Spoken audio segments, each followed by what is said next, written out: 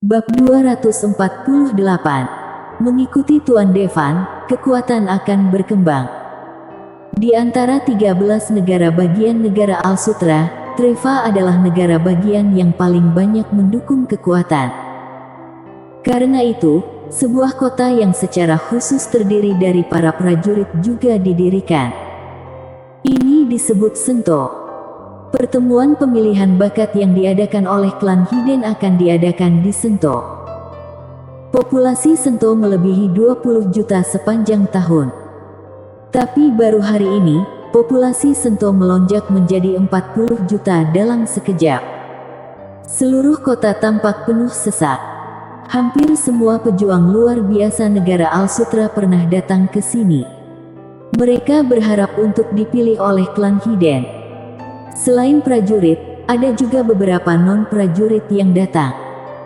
Beberapa dari mereka datang untuk menyaksikan kehebohan, sementara yang lain berharap dipilih sebagai pelayan oleh klan Hiden.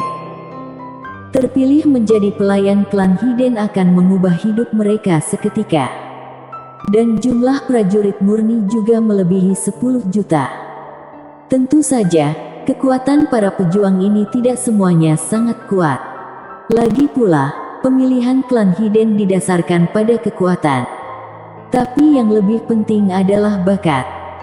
Selama bakatnya cukup bagus, bahkan meski tingkat kekuatan cuma master biasa, seseorang BSIA dipilih bahkan meski tidak punya basis pelatihan.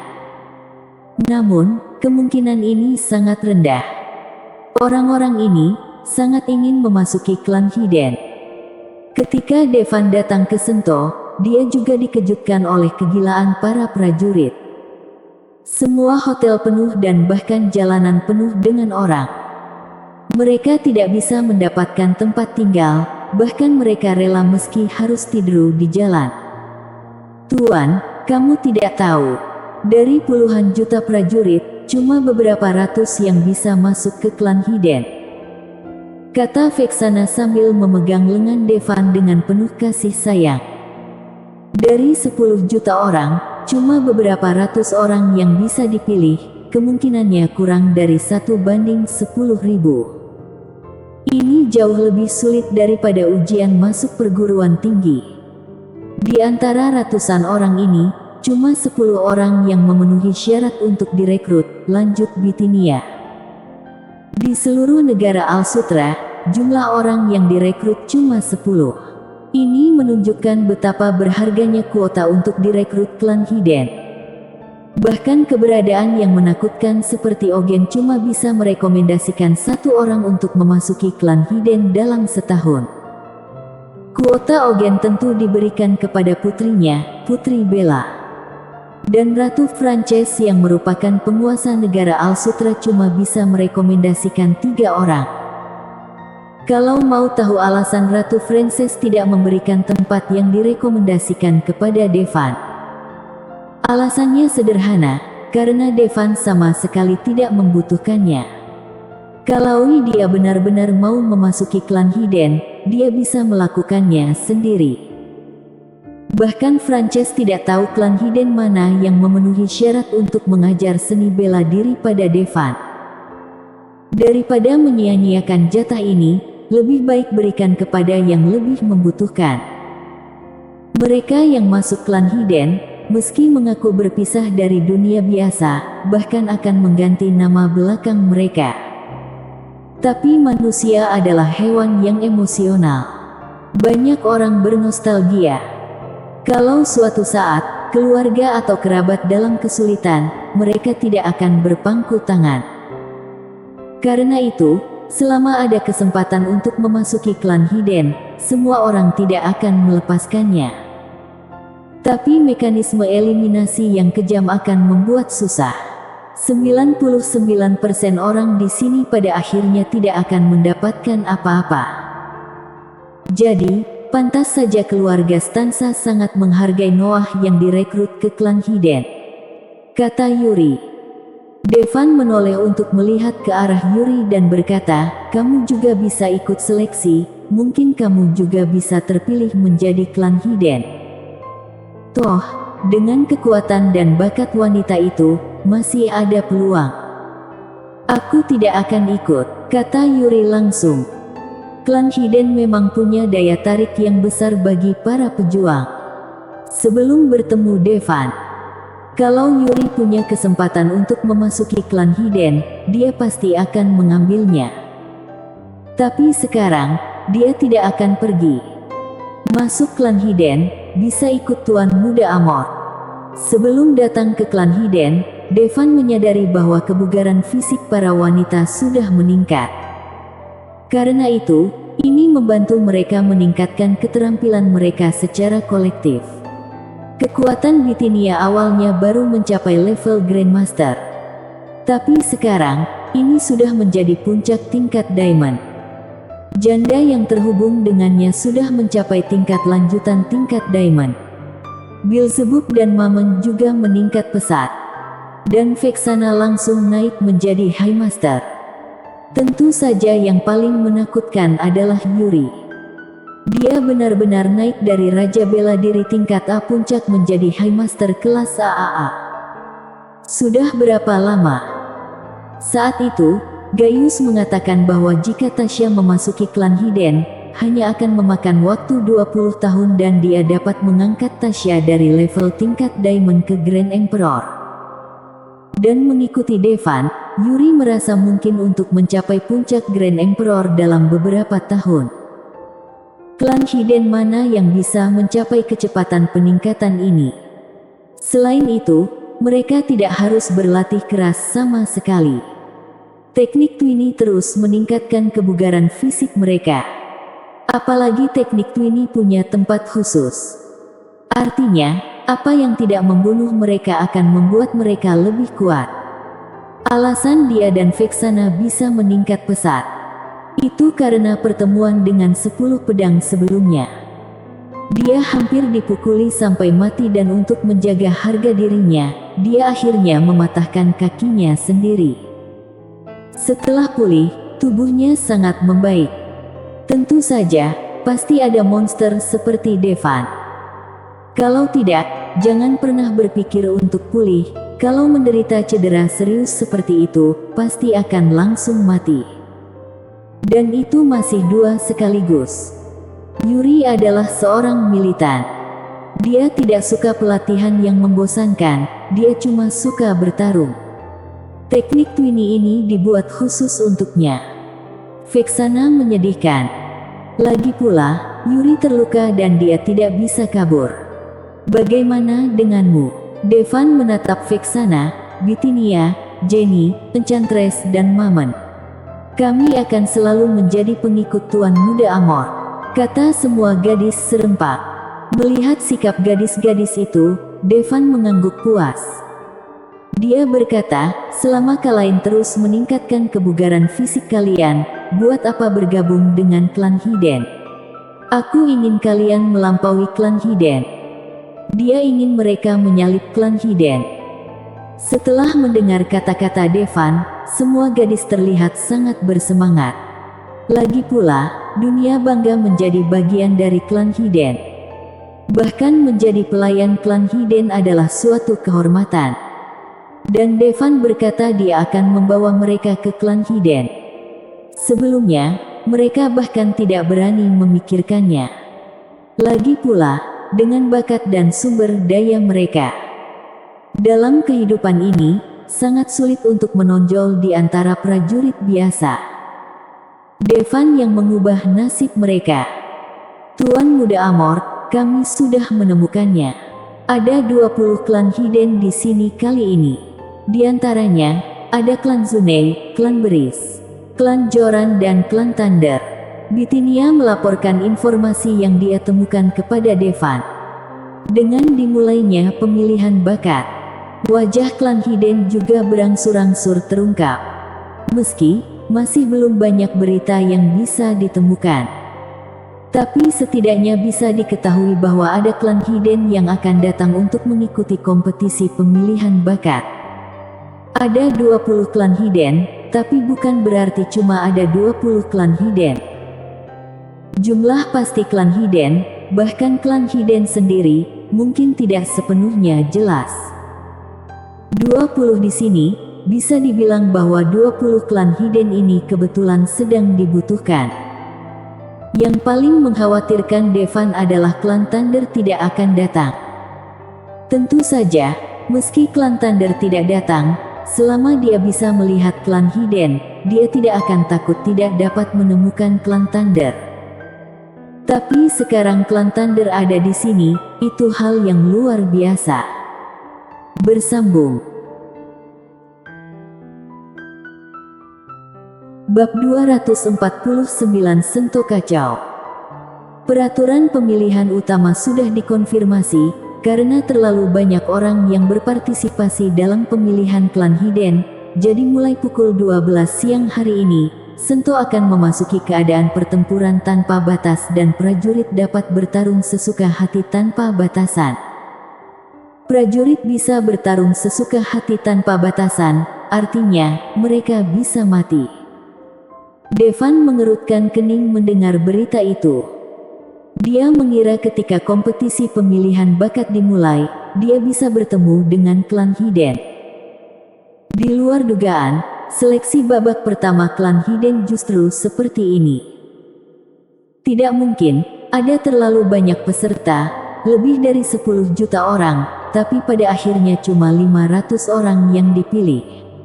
Kalau tidak menghilangkan grup dengan cara ini, tidak ada cara untuk mengadakan babak kedua. Yuri dijelaskan. Apalagi, klan hidden punya aturan seleksi yang berbeda untuk setiap kompetisi pemilihan bakat. Misalnya, dalam beberapa waktu terakhir, beberapa nama keluarga langsung dihapus. Dengan kata lain, nama belakang yang dipilih oleh klan hidden akan langsung kehilangan kualifikasi untuk mengikuti babak selanjutnya. Ada juga yang tingginya lebih rendah dari ketentuan, ada yang lebih tinggi dari itu, prajurit wanita yang lingkar tubuhnya lebih rendah dari itu, ada yang berpenampilan terlalu rendah dan ada yang rambutnya terlalu pendek, langsung dihilangkan. Ada banyak aturan aneh. Bagaimanapun, aturannya ditentukan oleh mereka, dan mereka dapat mengatur apapun yang mereka inginkan. Begitu berita itu keluar, beberapa orang senang dan yang lain sedih. Mereka yang memiliki nilai kekuatan tinggi secara alami tidak takut. Tapi mereka yang memiliki nilai kekuatan rendah akan sengsara. Untungnya, cuma berlangsung sampai hari berikutnya. Tahan saja sampai hari berikutnya. Tuan Muda Amor, aku akan keluar mencari udara segar. Tiba-tiba Yuri berkata. Devan mengenal gadis itu, mungkin dia sudah gatal.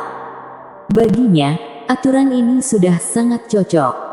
Yah, hati-hati, desak Devan. Bagaimanapun, dia adalah pejuang berbakat yang sudah mengumpulkan semua negara Al-Sutra. Meski Yuri sangat kuat sekarang, dia tidak bisa gegabah. Apa yang kamu takutkan? Kalau aku terluka, Tuan Muda Amor, obati aku. Yuri tidak perlu takut, selama dia tidak terbunuh. Kamu juga bisa mengalaminya, ini kesempatan langka untukmu, kata Devan kepada Vexana dan yang lainnya. Sekarang Devan mengatakan demikian, jadi mereka tidak ragu lagi.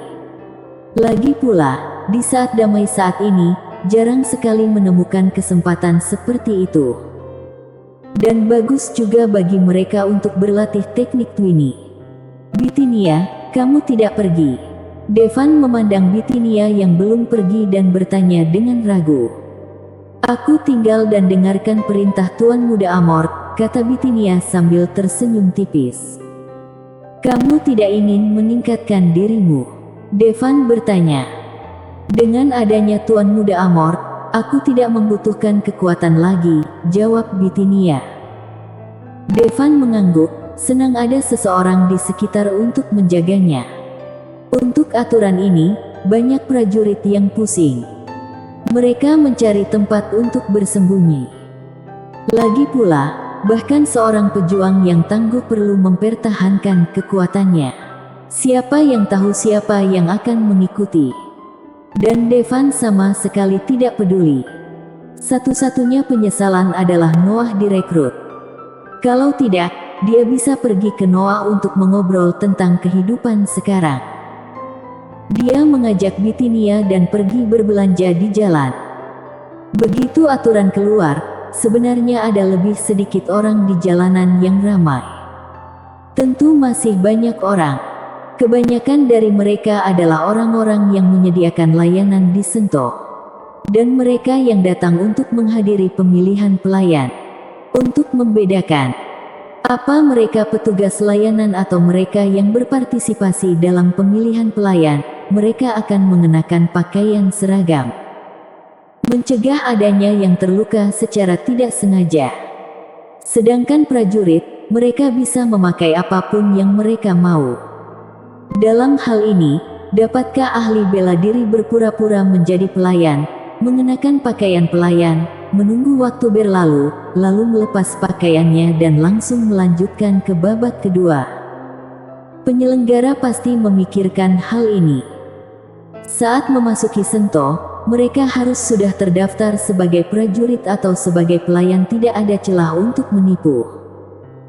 Saat ini, mereka yang berani berjalan di jalan tanpa berseragam pasti sangat percaya diri dengan kekuatannya sendiri. Pertempuran antar prajurit sudah dimulai, seluruh kota jatuh dalam kekacauan, cedera, bahkan kematian, terjadi setiap saat. Namun, jika sesuatu di Sento rusak, diperlukan kompensasi. Lagi pula, begitu seorang prajurit melepaskan tangan dan kakinya, kekuatan penghancurnya sangat mencengangkan. Kalau tidak berhasil, seluruh kota Sento akan dibangun kembali. Aku menyerah. Jangan bunuh aku, jangan bunuh aku. Prajurit yang lebih lemah memohon belas kasihan dari prajurit yang menyerangnya. Tapi prajurit itu tidak menahan sama sekali. Dia langsung membunuhnya. Ketika tidak ada aturan, sifat manusia terungkap sepenuhnya. Ada yang baik dan ada yang jahat. Bahkan jika lawan sudah menyerah, dia tidak akan menahan diri. Bagaimanapun, aturannya sampai hari berikutnya. Berkurang satu orang berarti pesaing kurang satu orang. Kalau mau bertahan hidup, harus meninggalkan Sento. Karena itu, dalam 1 jam pertempuran tak terbatas, sejumlah besar prajurit melarikan diri dari Sento. Selebihnya, ada yang putus asa untuk bergabung dengan klan Hiden atau beberapa militan. Bertengkar seringkali membuat mereka lebih bersemangat. 1 jam kemudian, lebih dari 10.000 prajurit tewas. Lebih dari 100.000 prajurit terluka. Brutal dan berdarah. Dan penghasut dari semua ini adalah klan Hiden. Mungkin saat ini, mereka ada di suatu tempat, memegang cangkir teh, seolah menyaksikan sekelompok semut berkelahi, mengagumi pesta pembunuhan ini. Awalnya, para prajurit sangat terkendali. Tapi dari waktu ke waktu, lambat laun mereka menyadari, ternyata perasaan tidak punya aturan itu luar biasa.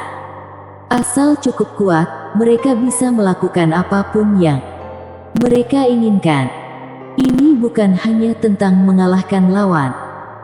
Misalnya, saat menghadapi prajurit wanita, prajurit pria bisa mengalahkan mereka. Dan bisa melakukan sesuatu yang lain. Bagaimanapun, aturannya tidak terbatas. Tentu saja, ini adalah kejadian yang sangat serius di waktu normal. Tidak semua orang berani melakukan itu. Tapi selalu ada beberapa prajurit yang tidak takut. Mereka melakukan itu pada prajurit wanita yang mereka temui. Namun, tidak ada petugas yang keluar untuk menghentikannya. Itu adalah ini kesepakatannya. Tiba-tiba, Sento menjadi semakin kacau. Bahkan sudah menjadi neraka bagi para pejuang wanita. Untuk sementara, lebih banyak prajurit wanita memilih melarikan diri dari Sento. Mereka tidak mau dihajar oleh sekelompok binatang buas yang kehilangan akal. Tentu saja, asal mereka bisa melarikan diri. Banyak prajurit wanita bahkan tidak punya kesempatan untuk melarikan diri. Saat ini, sifat dari semua pejuang, jahat, baik hati, kejam, semuanya dilepaskan. Mereka bukan lagi manusia. Tidaklah berlebihan untuk menggambarkan mereka sebagai binatang buas. Banyak pejuang wanita yang untuk melindungi diri mereka sendiri cuma bisa membentuk aliansi untuk menghadapi kelompok binatang buas yang kehilangan akal ini. Tapi prajurit laki-laki juga akan membentuk aliansi. Beberapa dari mereka, puluhan atau bahkan ratusan dari mereka membentuk aliansi untuk menangkap para prajurit wanita itu. Kejadian jelek, menjijikkan dan tak tertahankan terlihat di berbagai tempat di Sento. Bahkan, itu terjadi di jalanan. Bersambung.